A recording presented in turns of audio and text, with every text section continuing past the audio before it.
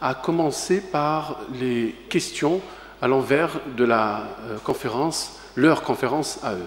Donc, on met à votre disposition donc, un micro, comme d'habitude, et je veux beaucoup de questions. Comme ça, on va les retenir encore un peu plus avant de partir.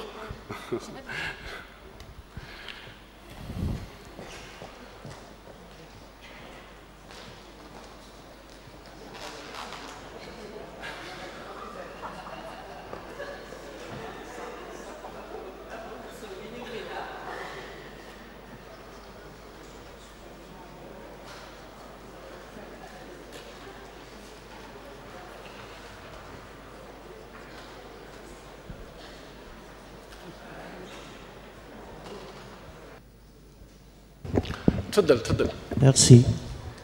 Bonjour, c'est M. Bouaza, biotoxico et santé publique, Université Sidi Bel Abbas. Donc, j'ai quelques questions concernant l'analyse des données.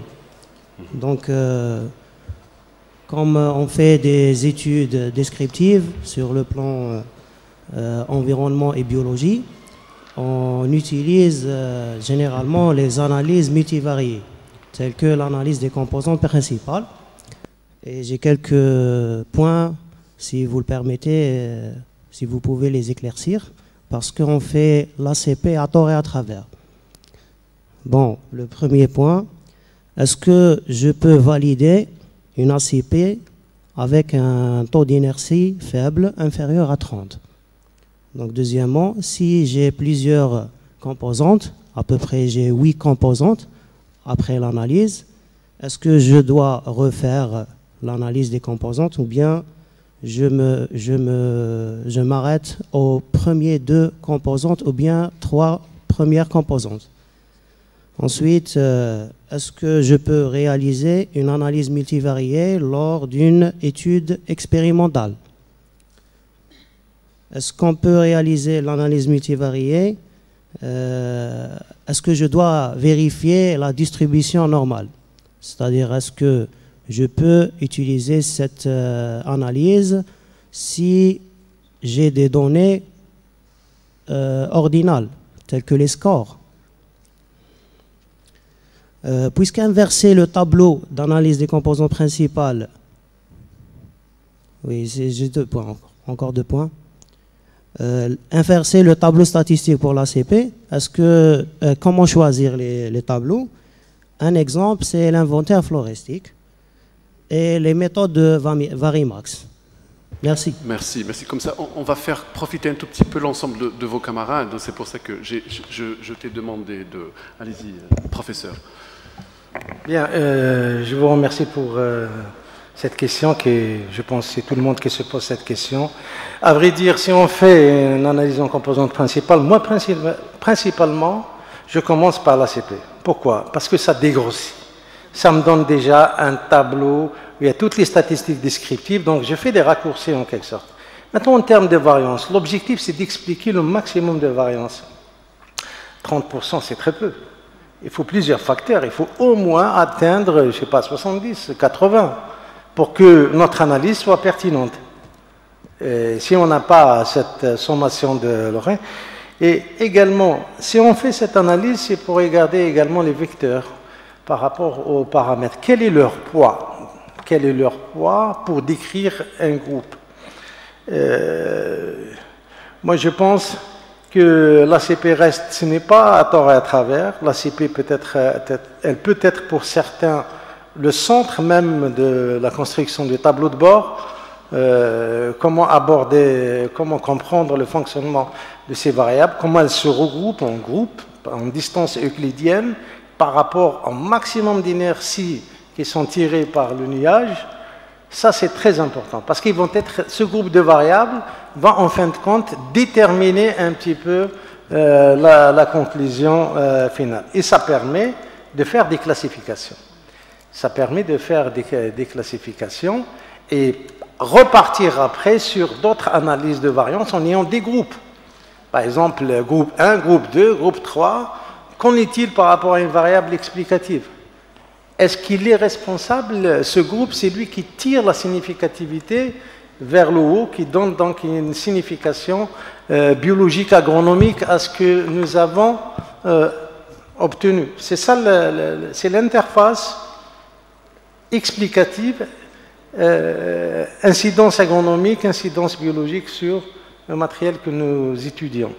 Donc, analyse donc la distribution normale, on suppose déjà que c'est une distribution normale si l'échantillonnage a été fait de façon correcte, parce que nous cherchons des indicateurs non biaisés de la population mère.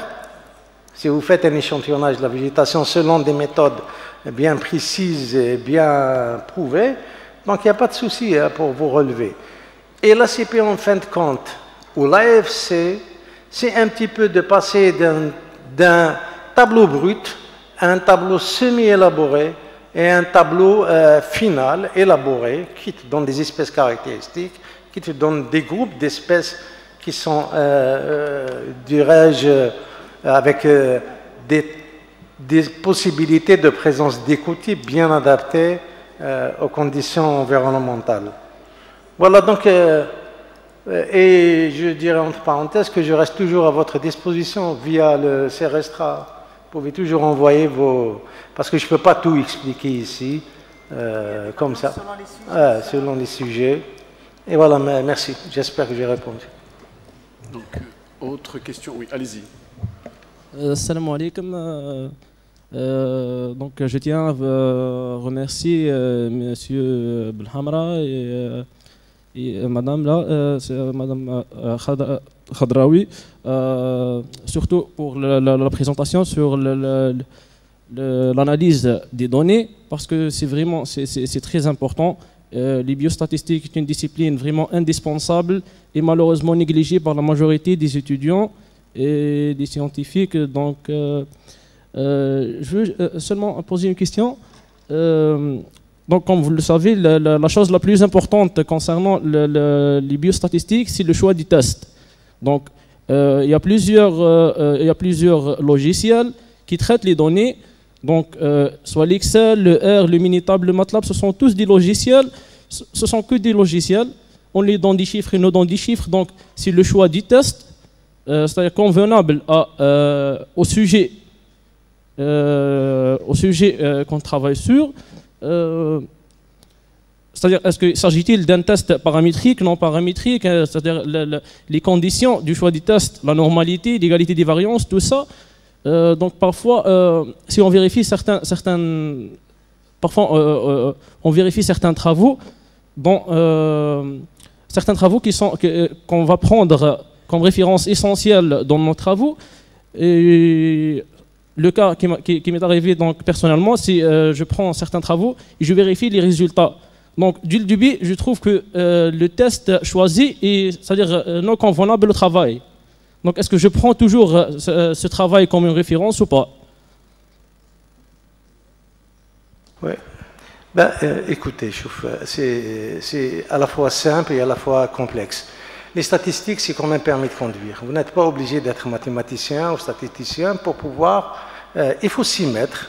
Il faut avoir du sens dans le raisonnement, poser de bonnes questions de recherche avec une rigueur dans la prise des mesures.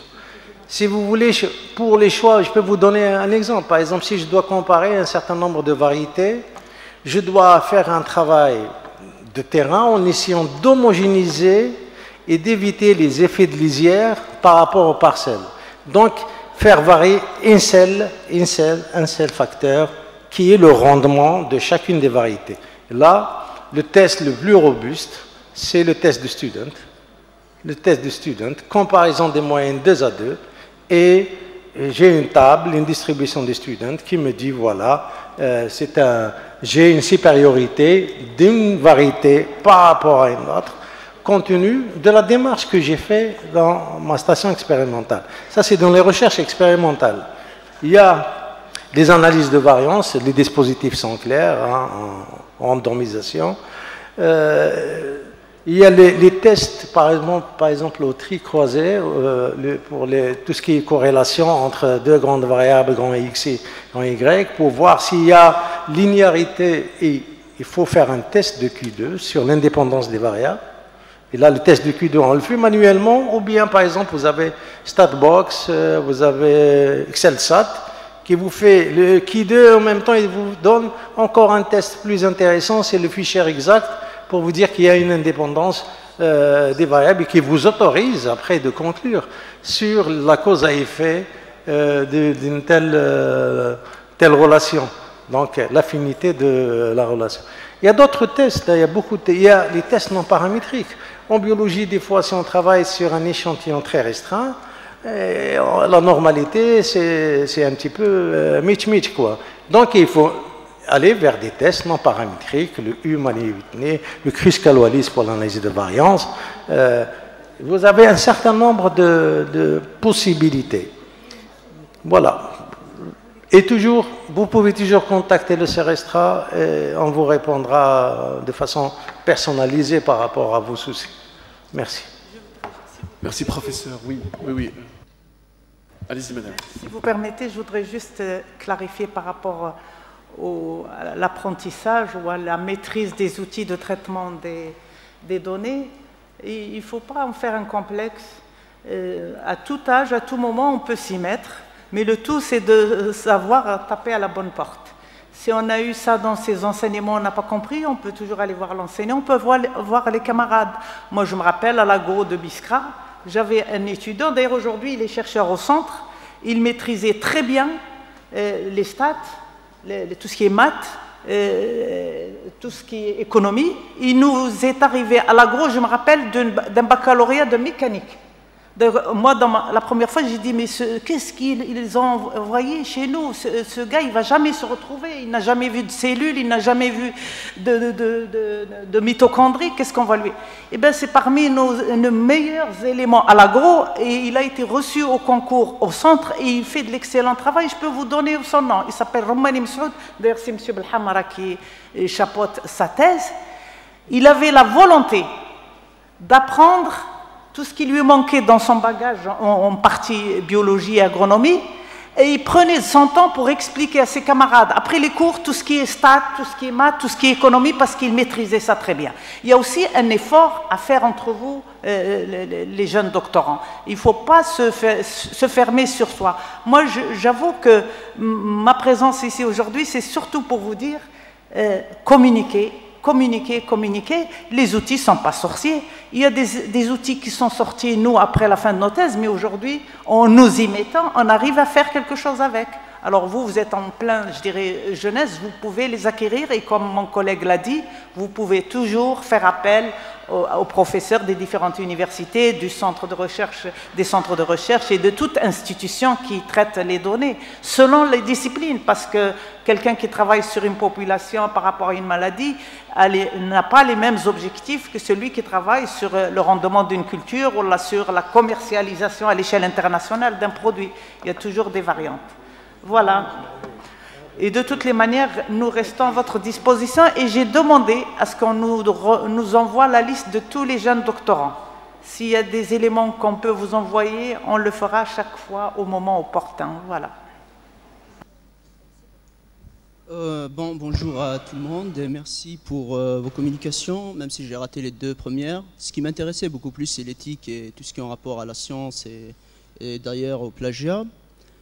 Je voudrais commencer par une citation d'un psychanalyste anglais, Donald Woods Winnicott. « Nulle vérité n'est absolue ni finale. Ce qui compte, c'est l'action de penser, de sentir et la liberté de réfléchir. » J'ai suivi durant 2 jours des communications parlant de sciences et beaucoup plus de sciences dures, biologie et tout ça. Moi, je ne me retrouve pas finalement. Je me dis, où sont les sciences humaines, au fait? Je ne m'y trouve pas, en fait.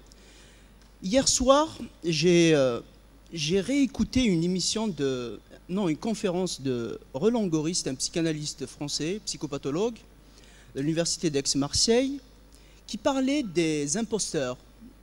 Il a écrit un livre sur la fabrique des imposteurs, par exemple dans les universités, dans les grands instituts et tout ça, où il parlait du plagiat, du titre, de la norme, publié pour avoir un nom. un laboratoire qui se comptabilise par rapport à ces nombres de publications. Tout ça, pour lui, sont des symptômes nouveaux de la société postmoderne. Moi, je pense, et je pose la question, est-ce qu'on est dans le risque de verser dans cette position-là que les Occidentaux sont en train de réfléchir et de critiquer selon les domaines, philosophie, psychanalyse et ainsi de suite? Est-ce qu'il n'y a-t-il pas risque de verser dans ce moule-là? Et je pose aussi... Donc, au risque de vous embêter un tout petit peu, essayez d'être... Hein? Allez, posez votre question. Moi, c'est l'une des premières questions, en fait. Moi, je pose la question aux littéraires, ceux qui font la littérature française ou anglaise. Eux savent c'est quoi l'imprégnation quand on lit un roman ou quelque chose comme ça. Quand je lis un texte scientifique ou un roman, il y a quelque chose, l'empreinte du romancier ou du chercheur sur moi. Quand j'écris une idée, automatiquement, il y a l'idée du chercheur. Des fois, on reproduit la même idée et des fois, ça devient du plagiat. Moi, j'aimerais bien que les littéraires nous expliquent le concept d'imprégnation ou même de prendre quelque chose presque inconsciemment. Merci jeune homme. Votre message, je pense, votre message est passé, je pense. Donc peut-être, voilà, professeur, cette question vous est adressée prioritairement, quoique nos collègues et amis également peuvent intervenir sur cette question, c'est-à-dire tout le monde peut intervenir. Bon, de toute façon, c'est une bonne question. Bon, la première des choses, je veux juste faire une petite remarque. À aucun moment, je n'ai parlé d'éthique de sciences dures ou de sciences molles. Hein. Donc là, à aucun moment, je n'ai fait ressortir cet adjectif. Ce que je voulais dire, c'est-à-dire que la limite, si je prends un peu, j'ai pris peut-être l'exemple du théorème d'incomplétude de Gödel, ce qu'il est exploité par les philosophes, il est exploité par tous ceux qui, à la limite, disent qu'il faudrait utiliser, donc chaque discipline a son poids, c'est-à-dire que la limite, à travers ce théorème, il dit que chaque discipline, que ce soit les lettres, que ce soit la médecine, que ce soit les maths, chaque discipline a son poids. Et il faudrait trouver un moyen de telle sorte qu'au moins il y aurait une possibilité d'interagir entre disciplines, donc soit à travers l'interdisciplinarité ou la transdisciplinarité, pour aller vers la vérité. Et quand je vais parler un peu de la vérité, il n'y a pas de vérité absolue. À travers ce théorème, nous dit il n'y a pas de vérité absolue sur laquelle on pourrait la déterminer par un formalisme universel où ignorer toutes les choses soit vraies, soit fausses. Ce qui fait que l'apport de celui qui est en lettres, de celui qui est maintenant en sociologie, je ne sais pas, il y a des apports. Sachez une chose, que assez souvent, c'est des lettres qu'il y a eu des interpellations au niveau des mathématiques. Par exemple, je prends la linguistique. C'est les littéraires qui ont, à la limite, sollicité. Il y a des problèmes qui ont été posés. À un moment donné, la mathématique fonctionnait d'elle-même, mais maintenant, elle est interpellée par toutes les disciplines. Toutes les disciplines l'interpellent. Donc, à aucun moment, je n'ai fait allusion aux sciences dures. Hein. Je parlais de manière générale. Et le fait de parler, d'être imprégné, dans toutes les disciplines, on est imprégné par son maître. Soit c'est un maître à penser, juste actuellement, soit c'est vraiment un encadreur pour qui on a beaucoup d'estime et qu'on veut suivre son chemin. Personne ne va faire ressortir des choses ex nihilo. Hein? Donc j'espère avoir répondu à votre question. Hein? Merci, madame. On aura l'occasion d'en reparler par la suite. Stade Al-Akhdari souhaiterait également apporter un éclaircissement. Moi, je comprends le souci de notre jeune collègue et je pense que souvent ils doivent entendre un peu je dirais comment dirais-je, une certaine séparation entre les disciplines, alors que ça ne l'est pas du tout et ça l'est de moins en moins. Aujourd'hui, toutes les disciplines utilisent les mathématiques, toutes les disciplines utilisent l'informatique, toutes les disciplines utilisent même la physique. Moi, je donne un exemple très simple. J'ai une jeune équipe au centre qui est à Tougourt, qui travaille sur le problème du risque d'ensablement. Et ils étaient obligés de se mettre à la physique parce que pour étudier la dynamique des sables, il fallait avoir un bagage sérieux en matière de physique. L'ouverture d'esprit, elle est très importante. Il n'y a pas de, je dirais, clivage ou séparation entre les disciplines. Un autre point sur lequel je voudrais insister, c'est que aujourd'hui, plus qu'auparavant, nous sommes tous interpellés pour rendre notre recherche utile en quelque sorte. Notre recherche, qu'elle ait un impact, ne serait-ce que pour le développement de la connaissance. On ne fait pas de la recherche pour le plaisir de faire de la recherche. Soit on contribue par une recherche académique au développement de la connaissance et du savoir, soit on contribue pour lever des contraintes et résoudre des problèmes. Mais croyez-moi, aujourd'hui, celui qui veut voir sa recherche au niveau d'une chaîne industrielle, qui veut avoir son invention sur le terrain, que ce soit chez les gens des mines, que ce soit chez les gens de l'eau, que ce soit chez les gens de l'agriculture, il ne pourra jamais aboutir s'il ôte de sa tête l'aspect socio-économique. Et il est obligé d'intégrer dans sa démarche une étude, une démarche vers... Je donne un exemple. Vous voulez, tout simplement, vous voulez emmener une population à passer, par exemple, à l'irrigation localisée. Je m'excuse, ça concerne un peu notre domaine, mais c'est un truc qui est important pour l'Algérie aujourd'hui. Quelle que soit la région où nous sommes, soit à Bjaïa, à Tougourt, à Tamaras, nous sommes un pays sec. Nous sommes un pays qui doit économiser l'eau. Donc on doit encourager nos agriculteurs. Nous devons encourager nos agriculteurs à passer aux techniques économes. Croyez-moi, si vous arrivez comme le meilleur inventeur de l'irrigation, le spécialiste de l'hydraulique agricole, et que vous voulez faire accepter ça aux agriculteurs, non. Il faut les intégrer dans votre démarche, dans votre recherche dès le départ, et à la limite, je ferai pratiquement une recherche participative pour qu'à la fin, au moins, ils utilisent mon produit. Donc, essayez d'oublier cette séparation entre les disciplines. Déjà, auparavant, il n'existait pas. De grands philosophes faisaient des maths. Ils sont devenus philosophes parce que c'était des brillants mathématiciens. Et la réciproque est valable aussi. Alors aujourd'hui, c'est encore plus, je dirais, plus ouvert et on est obligé de prendre en considération toutes les disciplines. Vous avez un produit, vous voulez le mettre sur le marché. Vous êtes en mécanique, vous avez inventé une machine. Si vous ne faites pas une analyse de la société, est-ce que si c'est un appareil qui va être collé dans les maisons, si on ne fait pas une analyse de notre société, de notre population, de l'aptitude à la maîtresse de maison à accepter ça, de voir comment il va être répliqué, est-ce qu'on a la matière pour le répliquer, voilà, juste on va faire le montage. Donc il y a toute une démarche technique, mais aussi une démarche socio-économique. Voilà. Merci beaucoup, professeur. L'Oustaz souhaiterait également apporter donc. نشكر الأستاذ يوسفات المحاضرة الأكاديمية الراقية والأسلوب الجميل.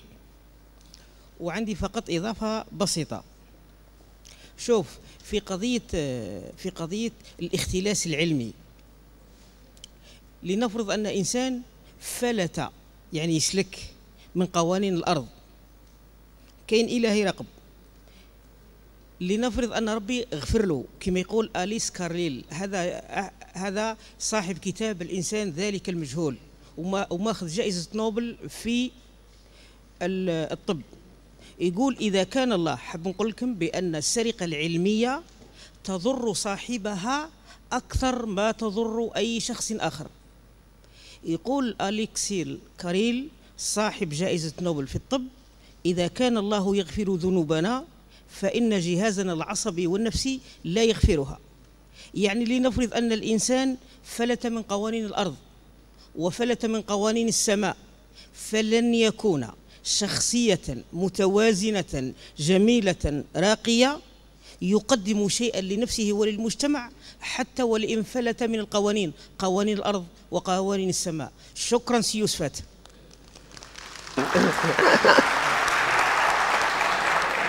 ما يعودش شخصيه متوازنه وطيبه وانيقه كما مسيو ختال مسعود مثلا.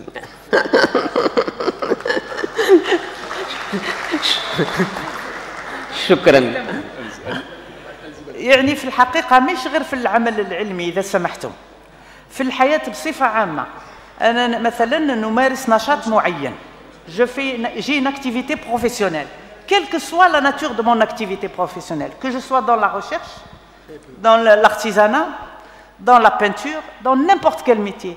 Si je fais mon travail et je m'y implique avec sérieux, avec respect des normes, avec respect de mes prédécesseurs, je pense que déjà فيها نوعا ما رقي بالنفس وفيها quelque chose, une paix en soi. Et la meilleure façon d'être dans notre vie, c'est d'avoir une paix en soi. راحة البال ما كانش قدها وتبنى عن الأسس هذه السليمة. ويعني في الحقيقة في عاداتنا وفي تقاليدنا وفي ديننا هي المنبع نتاعها. On ne peut être heureux que si on a la paix de son âme.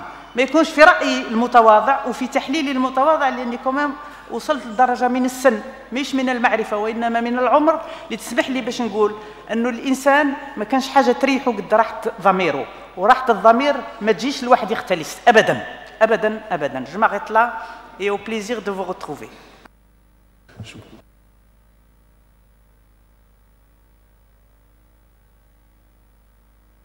Alors, je reviens parce que j'avais demandé à nos doctorants et à l'assistance de poser d'abord des questions orientées vers les premières conférences, donc professeur Belhamra et professeur Lakhdari. Donc s'il y a des questions sur la première thématique, encore. Donc madame. Merci. Donc d'abord, je tiens à remercier sincèrement et du fond du cœur. C'était un plaisir d'assister aux deux conférences, à Tekum Saha, pour les trois conférenciers. Alors, bon, je vais essayer d'apporter une petite je sais pas, j'espère que ça va apporter un plus aux étudiants, toutes disciplines confondues. Il faut, quand vous comprenez vos sujets, vous comprenez vos variables par rapport aux statistiques. Et quand vous comprenez vos variables, vous savez ce que vous cherchez, vous allez savoir quel test appliquer. Et quand vous connaissez le test à appliquer, vous pouvez vous adresser à un statisticien, même si vous n'êtes pas... Je sais que les littéraires ne font pas trop de maths, etc. Mais quand je sais ce que je cherche, voilà, j'ai un effectif de temps, j'ai une population, par exemple, vous partez chez le statisticien, vous lui expliquez, je pense qu'il y a sûrement des gens qui vont vous aider, donc vous lui expliquez vos données et qu'est-ce que vous voulez. Et lui, il saura choisir le test. Même si vous ne savez pas le principe ni comment fonctionne le test, les maths, il y a des matheux pour ça. Vous voulez appliquer les statistiques pour comprendre dans vos résultats. Est-ce que c'est pertinent? On cherche le fameux P statistique. Est-ce que c'est significatif ou non? Est-ce que c'est un paramètre impliqué ou non? Est-ce que كاين علاقة بين هاد الزوج ما كاش علاقة؟ est-ce que هذا يطلع ينقص؟ est-ce que صح؟ est-ce que ينقص ولا ما ينقصش? Moi je peux trouver un pourcentage de 65% et 45%, je me dis il y a une augmentation, mais en réalité statistiquement c'est pas différent. Donc ça c'est votre objectif par rapport à l'analyse des données pour pouvoir après discuter. Et ça je pense il y a sûrement quelqu'un, madame l'a dit, dans votre équipe, votre encadreur d'abord. Vous avez un encadreur, vous avez un directeur de thèse, vous avez quelqu'un dans l'équipe, vous n'êtes pas seul, vous êtes dans une structure.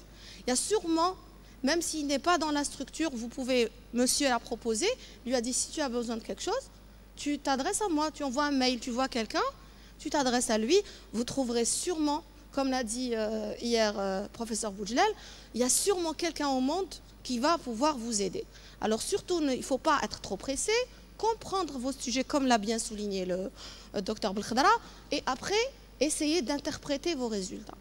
Quant à l'imprégnation, je pense que si vous citez la personne que vous avez lue, ça ne s'appelle pas du plagiat. Vous rédigez à votre façon, vous êtes imprégné de l'idée, heureusement, on est tous imprégnés. On a nos maîtres comme il a été bien dit, vous lisez quelque part, la science est un cumul, vous lisez pour pouvoir produire.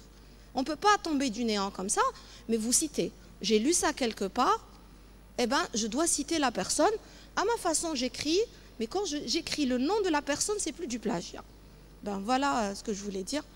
Et j'espère que j'ai apporté quelque chose. Merci. Voilà. شكرا. السلام عليكم. معذرة أن أطرح السؤال وأنا جالس، لا يصح لي. أقدم كل التقدير والاحترام للأستاذ الباحث الخضراوي ويوسفي ومن جاورهم. نحن رغم خبرتنا بسيطة لكن جئنا نتعلم. السؤال موجه لطلبة الدكتوراه. جئتم لتتعلمون، لتناقشون، ولذلك كل ملتقى لا ينفجر ليس بملتقى.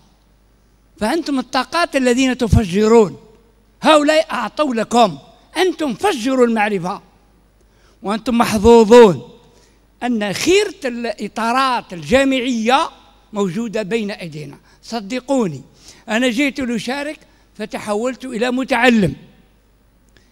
الآن السؤال فقط بالنسبة للطلبة، هؤلاء الأساتذة الذين قدموا المحاضرات كان عندهم فن الإلقاء، تمثيل المعرفة. أستاذ من وهران البارح أنا تصورته ونشطعن قدامي. الآن الأستاذ الذي يمثل المعرفة في المسرح هذا لا يمثل حركات، يمثل نشاط الأفكار. ولذلك أنا الآن أتابعهم من خلال ما يقولون بجزء بسيط، لأنني لا أتقن ثقافة، ولكنني استفدت من الإلقاء. أنتم الآن ستصيرون أساتذة يوما ما. المعرفة موجودة القوى، ولكن أسرق الحركة، أسرق النطق، تمثيل المعرفة. هذه ملاحظة على الهامش. الآن نعود إلى السرقات الأدبية. سأكون صريحا. لماذا؟ ليست الصراحة ضد ما يقولون، لا، أنا صريح لأنني أريد المعلومة تكون منسجمة مع ما أفهم. لا أستمع ولكنني استمعت أصارع ما دخل في رأسي. ولذلك ما دخل في رأسي حول السرقات الأدبية أو السرقات العلمية، البلاجيا كما الآن، السؤال المطروح: هل سابقا ما كانش بلاجيا في الجامعة الجزائرية؟ كانت سابقا، كانت حتى في جامعات أخرى، وأنا كنت حاضر بأحد المناقشات كطالب عندما كنت أحضره، وقعت بلاجيا، وقعت.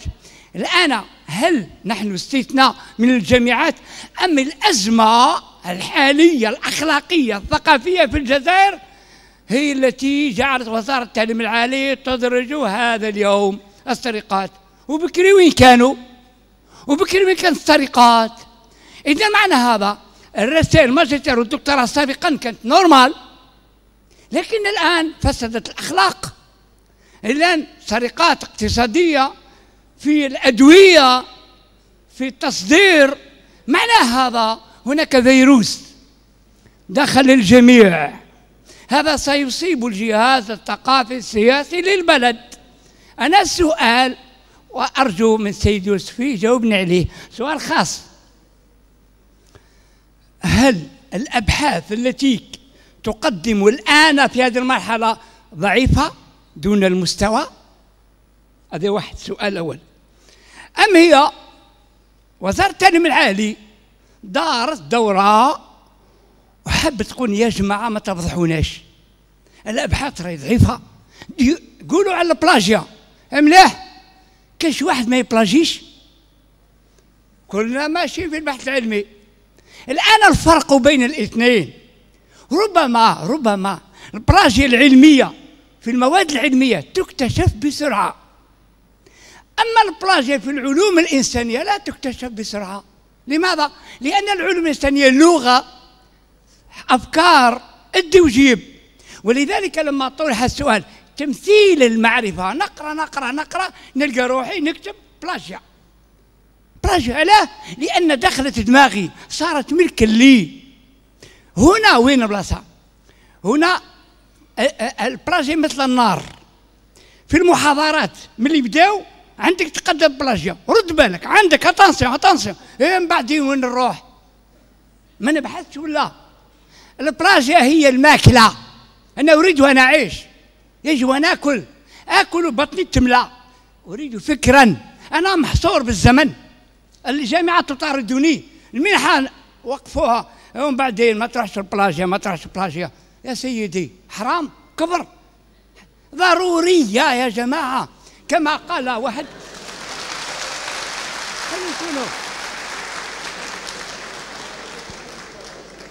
اسمحوا لي يا جماعة، في واحد شاعر انجليزي اسمه شيلي، ربما جماعة يعرفوه، شاعر رومانسي، دار كتاب هو في الجامعة.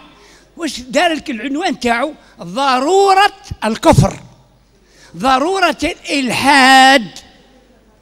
بعدين طبعوا، قال صاحب المكتبة أريد أن أضع هذا الكتاب في الفيترينا أنا. قالوا تفضل. ماذا فعل؟ هز الكتاب وداروا في الفيترينا مقابل الأساتذة اللي يخرجوا من الجامعة، الأساتذة الكبار هما يوميا يخرج من الجامعة يروح المكتبة كما أساتذتنا الكبار، احنا شوية يعني. الآن ماذا فعل؟ خرج واحد من الأساتذة الاثنين شاف الفيترينا الكفر ضرورة الإلحاد. شكون اللي داروا؟ شلي، جيبوه عقبوه. يقال أنه فصل من الجامعة، طرح رأي جديد. حتى هنا البلاجي دركا، أنا نجيني بلاجي يقول لي أتنسيون واش ناكل قل لي. ولذلك أنا ربما أختلف مع العلميين بعض الشيء، قولوا عني ما تشاءون، أنا جئت لأتكلم.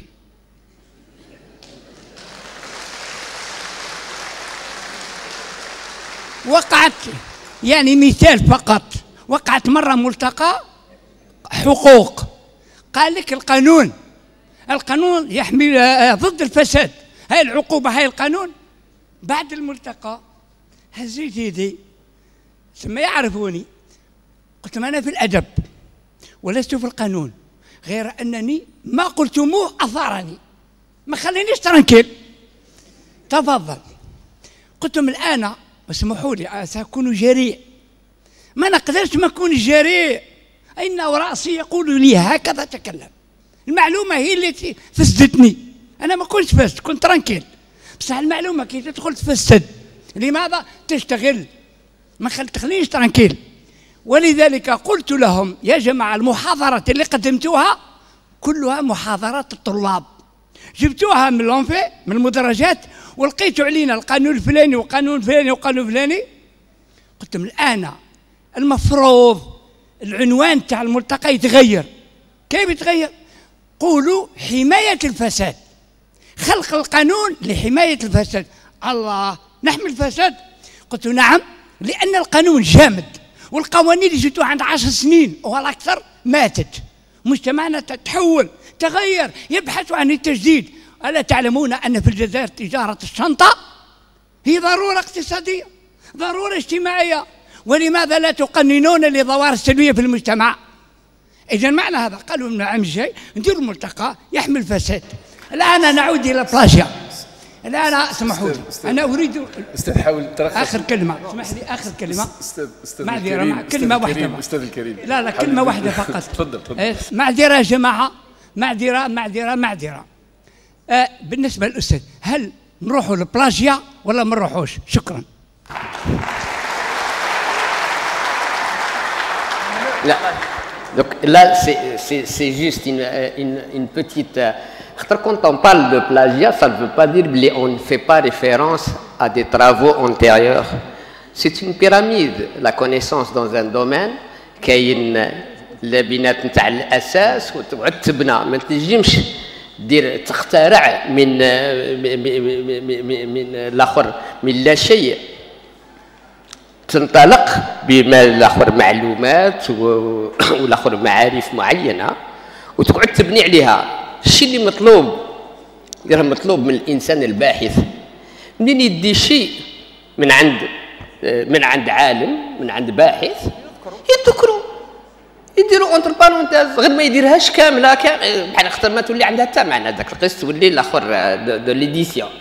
مي سينو حتى واحد ما هو ممنوع عليه باش يذكر العمل تاع واحد اخر. الشيء اللي مطلوب منه وهو يظهره باللي هذا العمل ديته منها وهو واش بنيت فوقه. خاطر هنايا كاين الفكره كيفما كانت إلا pour حتى même dans des théorèmes en mathématiques des fois quand الناس يلقاو une méthodologie نتاع une démonstration plus courte on considère qu'il y a quelque chose de nouveau qui هكذا. Le théorème n'a pas changé mais disons que l'approche pour le faire était là. Donc غير هنايا pour dire بلي sur tous les plans quoi qu'il en soit maintenant le gros problème qui se pose راه صار لها كل الواحد اللي يكون مانيش عارف يكون واش تقولوه اللي يصنع المفاتيح السيروريي ها السيروريي منين يمشي يسرق الخطره يجي يفتح كاع البيبان تقريبا رانا في هذه الوضعيه افيك انترنت وين on accède à toute l'information on accède des fois à des travaux non publiés نتاع واحدين خطرات يقول واحدين سرقوا العمل نتاع واحد اخر وجدوا ما نجمش يطبعوه في الوقت المناسب وما عندها aucune preuve. C'est pour cette raison-là qu'on demande pratiquement à tous nos chercheurs de بحال كيخليو حاجه سي لا ان سيمينار كي تور دير او موان ان ريزومي تاع لو طرافاي كي ايتي بريزونتي دير هكذا من بعد تكون عندك الاسبقيه. دوك حتى لما درتهاش على مستوى مجله عاليه او موان وثقها اترافير ان سيت وهنايا تظهر الاشياء ويوقع تعاون على المستوى. ماش نقولوا بلي غير اللي نقل حاجه ما عندهاش دي بلاجيا منين ينقلها وما يخبرش المصدر نتاعها ها وين كاين البلاجيا.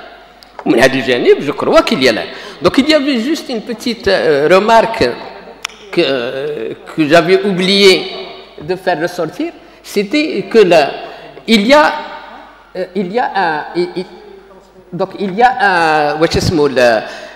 un phénomène تاع مصطلح quand on parle بحث باللغه العربيه حدينا الدراري الصغار كي هكذا au niveau du primaire يرسلوا المعلم نتاعو يقول له دير لي بحث في هذه يمشي عند اللي يدير لا فوتوكوبي يقول له بشحال ينباع البحث et là on se retrouve devant بحال نمثلوا à travers l'éducation le système éducatif نتاعنا رانا نعلموا من صغرنا الدراري كي هكذا يمشوا يجيبوا اشياء مخدومه ويجي يقدمها والمعلم يقول له مليح ومن بعد يلحق الجامعه ويلحق على مستوى كي هكذا يقول له بصح انا من الصغر كانوا يقولوا لي البحث روح تجيب هذا دوك مانيش نمشي نشريه راني نكوبيه برك دوك لا يفضل فريمون كون ناريف ا فير بروندر كونسيونس الاخر انو جون دكتورون باللي البحث العلمي ماشي امتداد للبحوث اللي كانت تندار في الابتدائي وفي المتوسط وفي الثانوي. هدايا فكره اخرى فكره مبنيه على الابداع كل ما يكونش فيه ابداع ما كانش ما تنجمش تقول باللي كاين بحث وهذا الشيء كي هكذا لا توصلنا له والفكره تعم على خاطر لو غران بروبليم سي كون دوا تونير ان ديسكور كومان toute discipline confondue on doit avoir les valeurs supérieures de la moralité ils doivent être inculqués à tout un chacun et à ce niveau-là on va taper où نهار اللي تقوم بشيء وماهوش مليح غير الضمير تاعك يدمبك بلا ما يديروا لك لا ايتيك ولا ديونتولوجي على خاطر راك في الاخر في وسميتها اخلاق عاليه وهذا هو الشيء المطلوب سي اون ناريف ا سا سويزون سيرتان بلي رانا خرجنا من الزمان اي لا il y avait juste une petite remarque hier كي هكذا كان هضر لي عليها الاستاذ بويعقوب sachez une chose actuellement c'était sous son contrôle mais actuellement on parle de sciences mathématiques et leur interaction et les interactions les applications elles sont soumises pratiquement aux sciences expérimentales et on arrive un peu à faire la faute. C'est juste pour dire بلي اخر واحد الناس كان وقع عن ديبا ميم ابري كي هكذا بلي اسكو سي اون سيونس سي با اون سيونس دونك سي بور انلوفي هذاك لصقوها مع سي زابليكاسيون بور دير les mathématiques pour à la limite montrer un peu بلي ça reste le discours universel des sciences c'est l'unique discours universel des sciences. Donc là je Merci professeur, merci beaucoup pour les éclaircissements. Un grand merci donc à nos conférenciers. Mais je voudrais, je pense que tout le monde sera d'accord avec moi, on voudrait faire plaisir donc, à l'Oustad Al-Akhdari. Je voudrais le paysage de tout à l'heure avec les petits bouts de papier blanc. Avec le paysage, je veux l'immortaliser. Donc Brit, hein, il est qu'un ceux qui ont perdu le petit papier blanc, qui lèvent la main. Hein.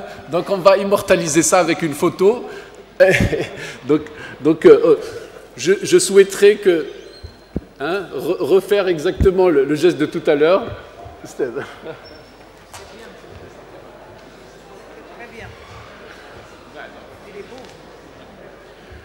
Pour ceux qui ont perdu le bout de papier, la main, levez la main.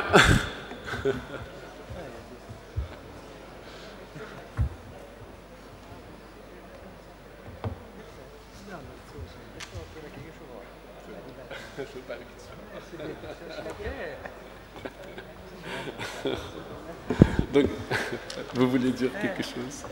En tout cas, je vais réfléchir encore, si j'arrive à trouver du temps, pour trouver des petits exemples et des astuces pour cette communication entre nous tous, parce qu'elle est très importante pour l'équilibre de toute société. Nous, en plus, aujourd'hui, on est un peu dans le même corps, mais la communication à tous les niveaux, elle est bénéfique. Mais par rapport à ce qui a été dit tout à l'heure, si M. Kati m'autorise à dire un mot par rapport au plagiat, moi je pense, par rapport à ce qui a été annoncé par mon collègue, sur l'usage de l'information numérique. C'est vrai que les jeunes sont ils sont tombés, ou ils sont nés avec une période où ils ont un flux d'informations qui leur tombe. Nous-mêmes, parfois, on n'arrive pas à suivre. On essaie de se mettre au courant des informations sur notre discipline ou sur notre travail ou sur notre préoccupation, mais ça tombe de tous les côtés. Et là, j'attire l'attention, il faut faire une sélection. Et il faut travailler sur cette information, on ne prend pas n'importe quoi. C'est pour ça, tout à l'heure, j'ai dit, il faut voir la source, il faut revenir à la source, si elle est crédible scientifiquement. Mais sur le plan de l'intégrité, il n'y a pas photo. Personne ne dira oui au plagiat. Personne ne dira oui au plagiat. Et la règle tout à l'heure de base, quand j'ai dit la biblio, tout auteur cité dans le texte doit figurer dans la référence, mais tout auteur utilisé doit figurer dans les deux. Et je dois dire, même si quelqu'un vous donne une communication orale, il est préférable toujours d'aller à son écrit. Mais même si elle est orale, on peut la citer. Et la règle pour une recherche, c'est que vous devez continuer à vous informer sur le sujet, même la veille de votre soutenance. Vous tombez sur un article très intéressant. Personne ne vous interdit de l'utiliser dans votre exposé. Et là, c'est un point que j'ai peut-être eu une faiblesse, je ne l'ai pas dit. L'intervention le jour de la soutenance n'est pas forcément faite sur le même plan que la thèse. C'est un point important. Vous devez, pour l'oral, utiliser les outils de la communication. Et par conséquent, vous risquez d'être appelé à modifier un peu le plan que vous avez adopté dans l'écrit. Vous risquez aussi d'être amené à illustrer différemment avec des méthodes plus réceptives pour ceux qui vous regardent et qui vous écoutent. Et là, je pense qu'on vous a donné au moins les éléments de base, mais vous pouvez rester avec nous en contact. Moi, je continue à réfléchir parce que je suis quand même dans un milieu jeune et je me sens parfois dépassée et que je dois m'accrocher pour leur être utile. Voilà, merci. Un grand merci. Un grand merci.